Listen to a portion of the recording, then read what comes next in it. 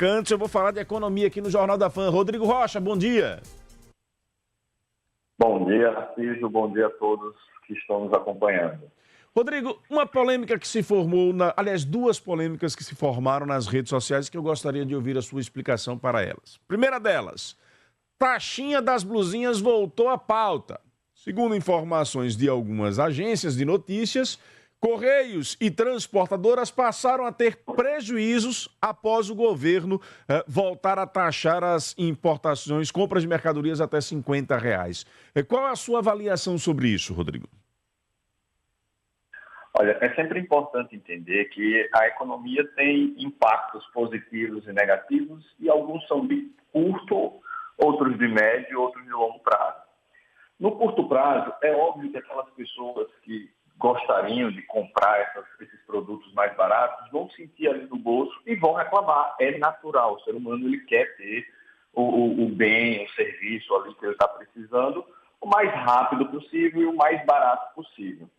Só que é importante entender que se a gente tem uma economia que produz determinados bens e serviços concorrendo com um produto que está vindo de fora, que não tem os mesmos custos das empresas brasileiras, essas empresas elas vão chegar com um preço muito mais baixo. Só que isso destrói os empregos locais. A gente quer emprego no Brasil, em especial falando aqui Sergipe, a gente quer emprego em Sergipe.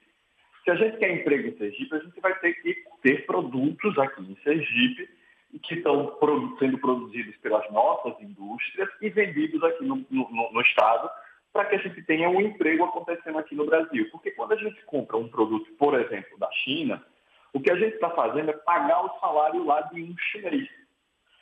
Isso tem, então, quando a gente olha no curto prazo, como eu disse, o consumidor fica realmente revoltado, não quer pagar mais caro, mas no médio e longo prazo o que você faz é matar os empregos brasileiros. Então, o que a gente precisa, e isso é sempre importante ressaltar, é ter uma economia competitiva. Ou seja, a gente precisa que as nossas empresas consigam produzir bens bons e baratos, só que isso exige investimento em inovação. Isso exige um ambiente, por exemplo, a reforma tributária é uma forma de tentar reduzir custos que as empresas têm hoje e que deixariam de ter, porque o tributo hoje ele é cobrado de forma equivocada muitas vezes, ele é cobrado numa margem muito elevada.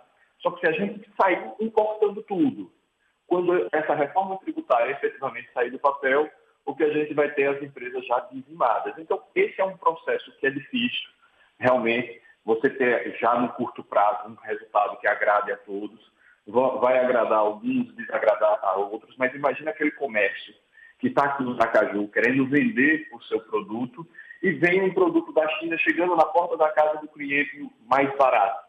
Na prática, você está matando esse pequeno comércio, você está matando esses empregos que existiam nesse pequeno comércio, e é isso que você tem uma preocupação. É óbvio que também o governo federal, por outro lado, arrecada mais, e isso, em tese, poderia ser bom, porque você também está investindo mais, tem mais dinheiro para investir em saúde, hospitais, só que a gente já paga muito imposto, então a gente fica sempre naquela reclamação, não quero pagar mais imposto, mas a gente quer continuar tendo os empregos acontecendo aqui no Brasil.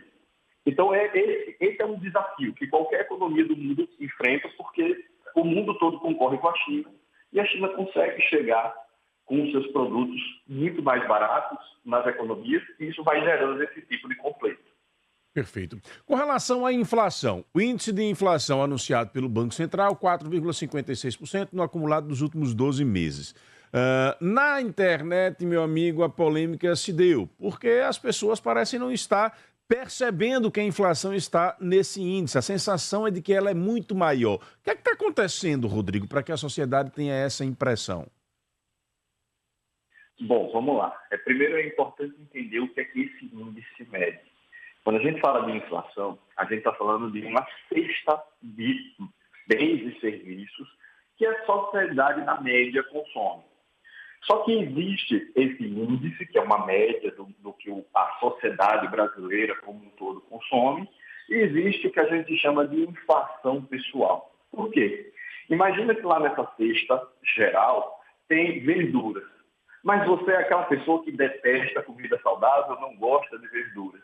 Para você, se o tomate subiu, por exemplo, 18, 20, 30, 50%, não vai importar, porque você não compra esse tipo de produto.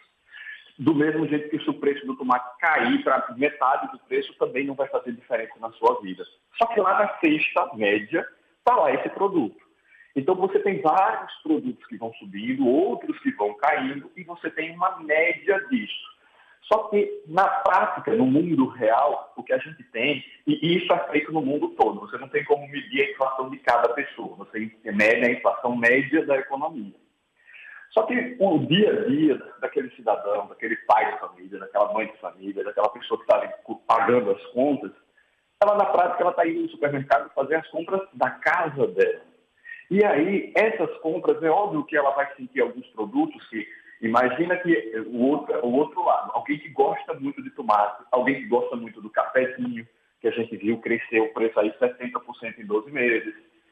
Essas pessoas vão sentir uma inflação diferente do que está medido nesse índice geral. Porque, por exemplo, nesse índice geral, a gente tem uma queda muito forte da energia elétrica.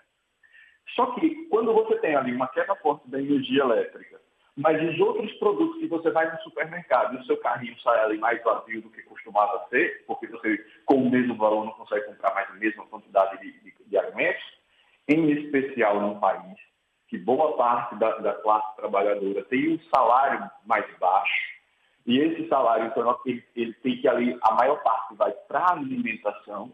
Quando ele vai no supermercado e vê o preço das coisas subindo no supermercado, a sensação dele é de que a inflação realmente é muito maior do que o que está sendo divulgado como índice de inflação do país.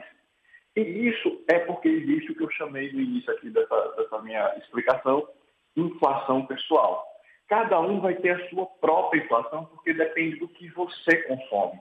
Alguém que é vegano não vai sentir o peso do preço da carne, porque ele não come carne. E a carne, então, pode subir 100%, 200%, 300%, que não vai fazer diferença na vida dessa pessoa que é vegana ou vegetariana.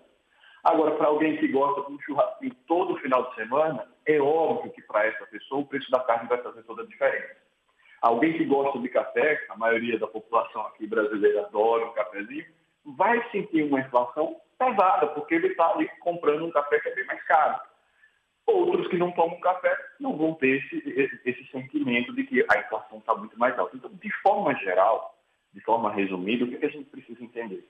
É que existe um índice que mede a média do que está acontecendo nos preços, alguns subindo e outros descendo, e existe a inflação pessoal, que é o que cada lar, dentro da sua casa ali, a pessoa vai sentir na prática indo no mercadinho, pagando a conta de água, a conta de luz, as despesas do lar, as despesas de transporte. Então, é essa visão que a gente precisa entender, que existe essa diferença entre o que o IPCA mede e o que você vive dentro de casa. Mas, na prática, em termos de dados, a inflação é efetivamente essa divulgada pelo Banco Central, na sua opinião, enquanto especialista, é essa divulgada pelo Banco Central ou nós temos uma pressão de preços muito maior na vida real, digamos assim?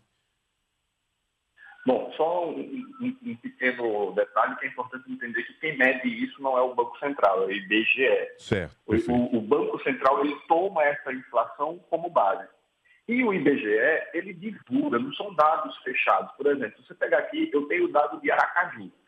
Se você pegar o dado de Aracaju, eu sei que, na média, você tem aqui um aumento no preço do cafezinho de 13,06% acontecendo em janeiro. Ou seja, qualquer um pode ir ali tentar ir para o supermercado, se tiver, algumas pessoas fazem aquele controle, né, de quanto está pagando no preço, guarda ali a notinha fiscal. Ela pode pegar a nota fiscal de 30 dias atrás, quando foi no supermercado, e comparar com agora, que ela vai ver os preços de algumas coisas. Eu faço a feira aqui de casa. Eu sinto no bolso também quando eu vou comprar o meu tomate, às vezes eu adoro um vinagrete. Quando eu vou comprar o tomate, às vezes dá aquela queda. Há algum tempo atrás estava R$2, R$3. Eu vi cair, eu vi comprar de quase 10, cair para 2, 3, e estou vendo agora voltar para 7 e 8.